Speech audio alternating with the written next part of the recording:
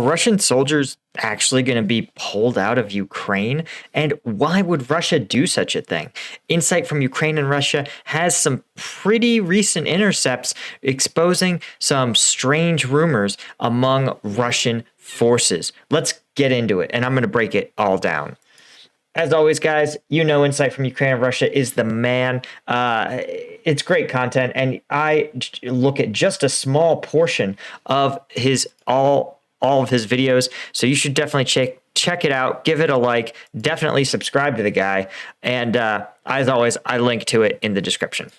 Signed up contracts now feel like they've been tricked by their government because they forced the government tricking soldiers with a contract to stay at the front in Ukraine, even though their contracts have already expired. And so now there is a rumor going on that those contract soldiers will be withdrawn from Ukraine in January in 2023. You'll hear about it in this interception.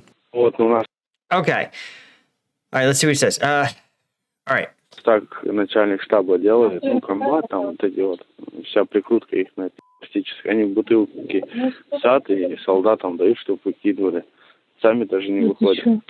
Боятся, потому что обстрелы. It feels like every few days, a new online business or guru is exposed as a scam. Whether it's a hot new app with big security flaws, a jacked guy selling powdered snake oil supplements, or an online millionaire selling a get-rich-quick course. Online predators have never come in so many shapes and sizes. Taking your online security seriously should be your goal for 2023. That's why I wanted to talk about today's sponsor, Atlas VPN. Have a private Christmas and a safe New Year with Atlas VPN Premium. You can have it for just $1.70 a month with 6 months free and a 30-day money-back guarantee. Click the link in the description and grab this Christmas deal right now. One Atlas VPN subscription protects unlimited devices. So from your laptop to your phone, Atlas has you covered. Atlas VPN also blocks malicious links, ads, trackers, and notifies you when someone is trying to steal your data. Atlas VPN keeps your Google searches private and prevents online companies from tracking your activity. You'll be able to see price deals available only in select locations, like deals on airlines or hotels,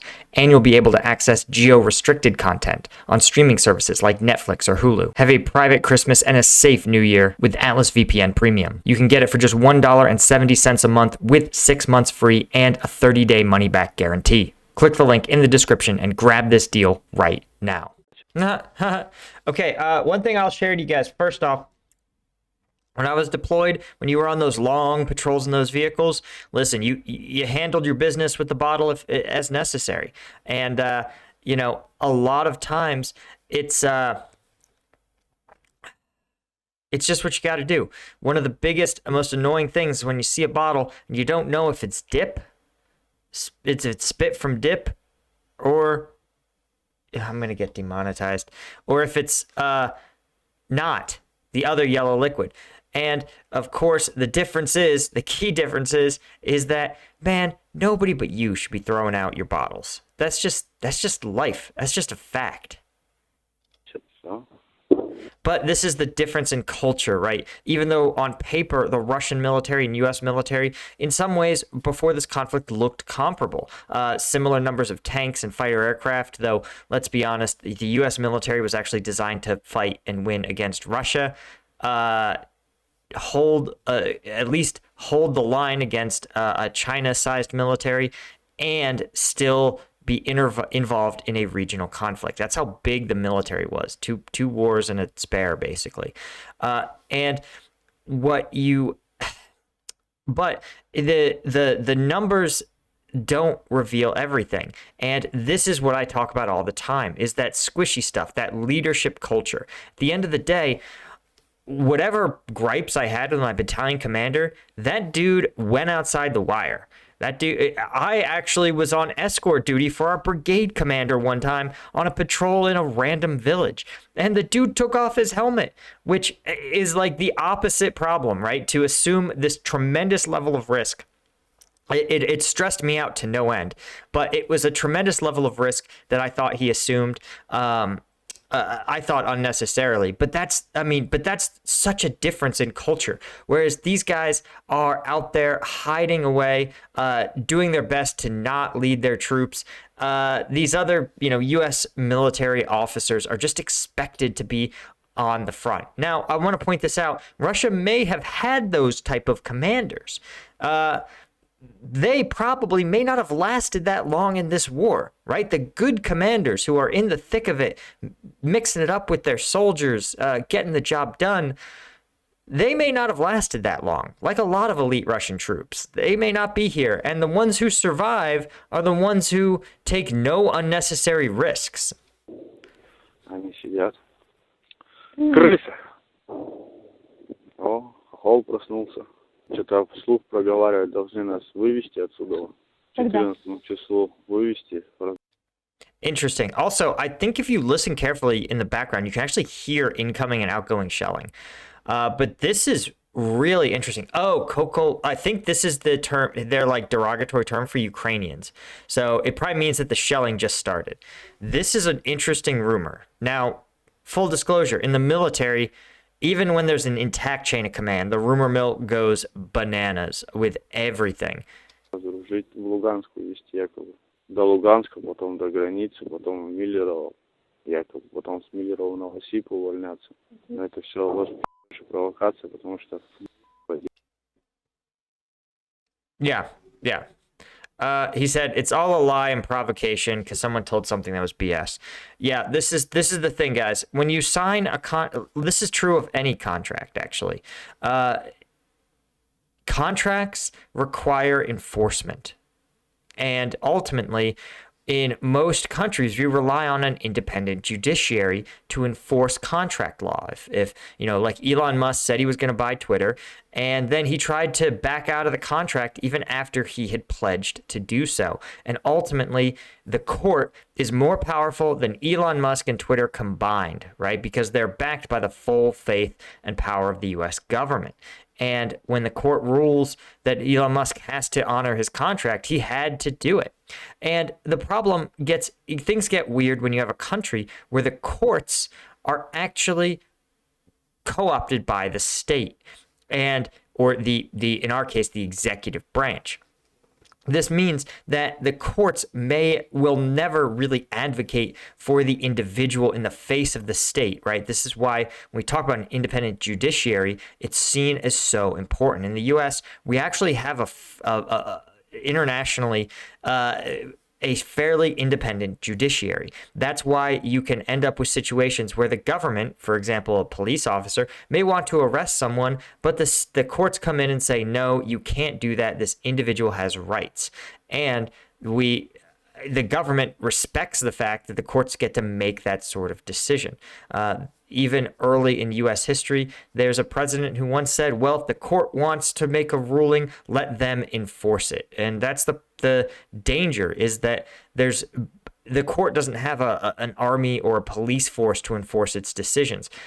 It's just expected that everyone abides by it. You can see how when you have authoritarian governments, how hard it can be to get a fair shake. The point of all this story is that when they talk about will the government honor their contracts, they don't have to.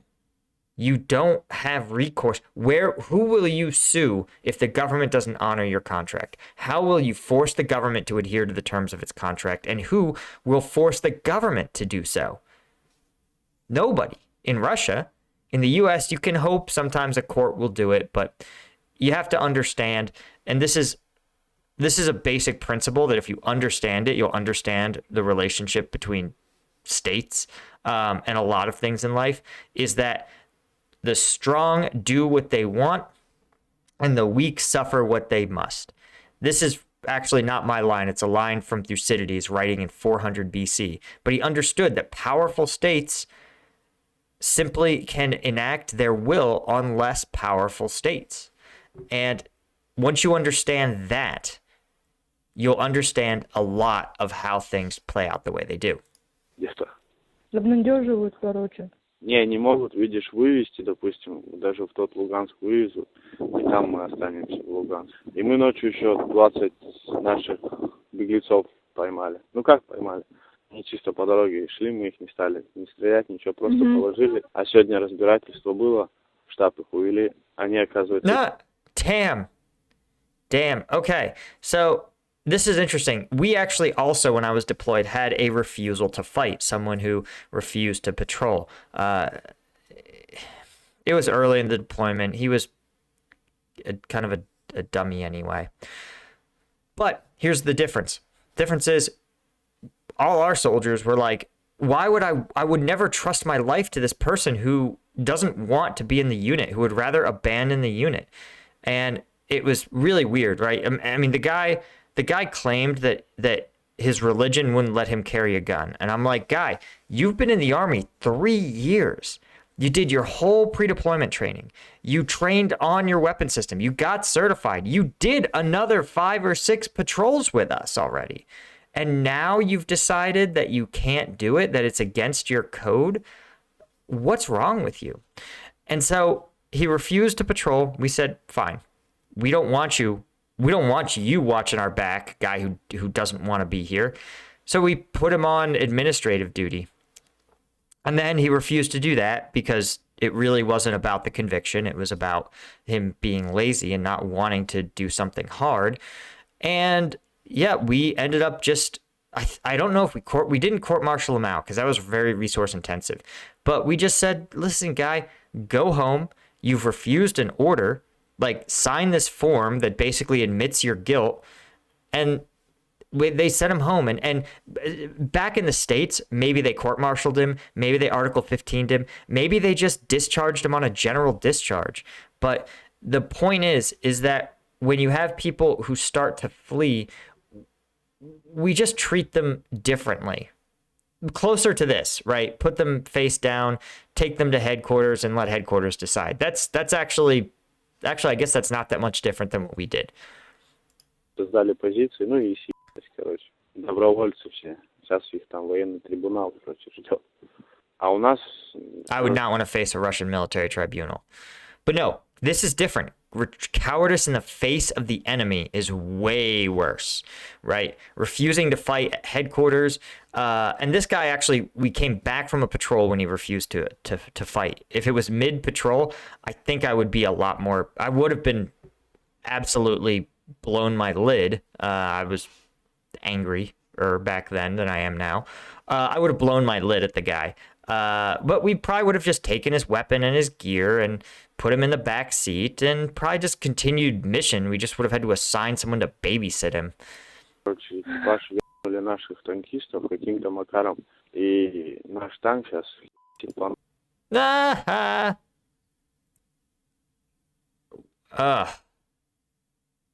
Yeah, that's also very annoying. Friend and foe identification, really hard. It's one of the reasons why you see Ukrainian forces with big, bright tape on their arms and camouflage over the rest of their bodies. It's one of the reasons why Ukrainian tanks will fly big Ukrainian flags. It's because identifying friend from foe is really important. It's why the Russian troops painted Z and V on everything. It was friend and foe identification. Вот сейчас должен к часу где-то объявиться. Вам же и по вам? Ну, танк наш, а экипаж хохловский. Oh, I thought this was friendly fire, just like a tank. I mean, those, again, you're looking through the port of a tank, man. It's small. It's hard to do friend and foe identification. По нам сзади, короче, ну, можно сказать, сзади. Obedience of the Russian people is probably the main reason why this war is still going on. They just like a perfect material for execution of terrible things. And when they're told to go die to the front, they just do it without any questions. Just like a friend of Russian soldier that you'll hear in the next interception. Обстановка ровная, говорю, в общем и целом. С переменным успехом. В пекло сильно, ну, говорю, в пекло сильно не суют. На первой линии. То, танки их не ебаные. Ну так, по вам-то не ебут. Ну как там? 40-50 метров. Whoa, 40 to 50 meters is so close, especially for a tank. Yo, I would not want to be 40 to 50 meters from a tank. But it is fascinating to see. Remember, when this conflict started, the Ukrainians had very, very few armored forces, very few mechanized forces. And now it sounds like the Russians are actually being outgunned by Ukrainian armor. This is wild. Не, ну да, да, вот уже это. В землю падаешь. Ну, то есть земля, мама, сразу родная становится, да? Вообще. У нас тут вон народ набирают в этот. Huh. He's trying to get his friend to find people to join the Stormtroopers battalion. Yo, from what I've read, this is shock troops that I'm trying to think of the non-demonetized way to put this. Don't come home much. Шторм батальон, ну, штурмовики. Я что-то подумал, думаю, не, ну его с нашим обмундированием. Так, а Путевого ничего не выдали? Ну, считаем, броня, 4-й класс защиты. Чисто грудина и напаш. Oh, interesting. They got level 4 body armor? No way. Level 4 is real body armor. Like, that's ceramic or steel plates. И каски, ну, образца. The chest armor and pouches. I'm not sure. I think he's mad that he has it sounds like a plate carrier, right? Because that's just chest armor and pouches. And then the helmets from 1940s. They're just big, heavy chunks of steel. But if you're relying, it's way cheaper to make a modern Kevlar helmet than it is to get level 4 body armor. So it makes me think that the level 4 body armor isn't actually level 4 body armor. 40-го года. Нихилара, я понял, да? Ну. Ну, а по оборудованию у вас что там? Современное Ничего, говно или... Все старенькое, родное. Ну что там, батя от меня обнимай, целуй, ролика тоже обнимай. Добро. Я думаю, сейчас кипиш вроде продолжается, по-тихому скоро придется подтягиваться. Да брось, мне здесь делать. Вот честное слово. Нет, это оно не а это же сам знаешь сейчас по нынешней ситуации не так, что спрашивают, насколько ты жаждешь этого. Ну, по возможности, говорю, сюда лучше соскакивать с этого. Yeah, this is also just wild. I mean, just you understand that in times of national crisis, right? Every government has this sort of intrinsic right to enact a draft. And it happened in the US and Vietnam and in Korea. But there was more planning. And honestly, we learned in Vietnam the caliber of soldier, not the competence necessarily, but their commitment to the mission, their willingness to work hard and get the job done and do the right thing even when it was hard. You're just not going to get that from conscripts. Conscripts are not that motivated. They're motivated to not die. That's why the U.S. sort of pivoted away from it. Even when it was in its most desperate in Iraq and Afghanistan, it still maintained an all-volunteer force. And that way, you at least knew that on some level, the people that were deployed wanted to be there. Guys, please share this video on other social media platforms also. Yeah, definitely give this guy a share. It's great content. And as always, guys, thanks for being you, and thanks to our sponsor, Atlas VPN. I'll see you guys in the next one.